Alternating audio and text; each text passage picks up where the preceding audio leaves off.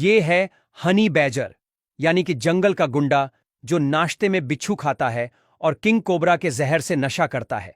इस जानवर से शेर इतना डरता है कि इससे दूर रहने में ही अपनी भलाई समझता है। लेकिन आखिर हनी बैजर को सबसे निडर जानवर का दर्जा कैसे मिला? आइए इसके बारे में जानते हैं। हनी बैजर इतना निडर होता है कि शेर और हायना जैसे बड़े शिकारी जानवरों का भी सामना कर सकता है।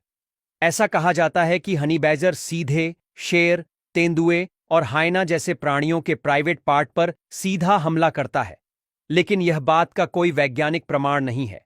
किंतु हनी बैजर इतना अक्लमंद होता है कि वह अपने नुकीले पंजे से सीधे शेर या चित्ते के चेहरे, गर्दन और अन्य कमजोर जगहों पर हमला करता है, जो उन्हें बहुत गंभीर नुकसान पहुंचाता है।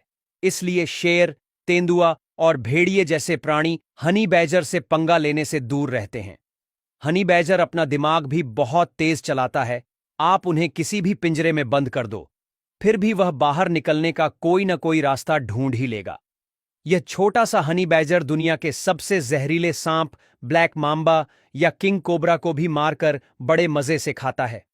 लेकिन जब यह सांप हनी बैजर को काटते हैं, तब जहर की वजह से हनी बैजर कुछ पल के लिए बेहोश हो सकता है, लेकिन कभी मरेगा नहीं, क्योंकि हनी बैजर के शरीर में ऐसी कोशिकाएं होती हैं जो सांप के जहर के न्यूरोटॉक्सिन को ब्लॉक करने की क्षमता रखती है। इसका मतलब है कि जहर हनी बैजर को उतना प्रभावित नहीं कर पाता जितना कि इंसानों को कर सकता है। दूसरी ओर भेड़िए और हायना हनी बैजर से पंगा इसलिए नहीं लेते क्योंकि हनी बैजर के पास अपनी दो सबसे बड़ी ताकत होती है। एक है उसकी लचीली खाल। उसके शरीर की खाल इतनी मोटी और लचीली होती है कि अगर भेड़िया उसकी गर्दन पकड़ भी लेता है, फिर भी हनी बैजर अपने शरीर को 360 डिग्री घुमाकर भेड़िए के ऊपर पलटवार कर सकता है। ऐसा कारनामा शायद कोई प्राणी नहीं कर सकता। हनी बैजर की दूसरी सबसे बड़ी ताकत है उसकी थके बिना लड़ाई करने की क्षमता। हनी बैजर बिना थके, बिना रुके लड़ने की काबिलियत रखता है। जब तक उसके सामने वाला प्राणी हार न मान ले, वह कभी पीछे नहीं हटता। यही कारण है कि बड़े बड़े शिकारी जानवर भी उससे भिड़ने से कतराते हैं। हनी बैजर को शहद बेहद पसंद है। वे मधुमक्खियों के छत्तों को नष्ट करके शहद निकालते हैं। लेकिन जब मधुमक्खी का पूरा झुंड उस पर हमला करता है, तब हनी बैजर को हल्की असुविधा होती है। लेकिन उसकी मोटी लचीली खाल और घने बालों के चलते मधुमक्खी उन्हें कुछ नहीं कर पाती।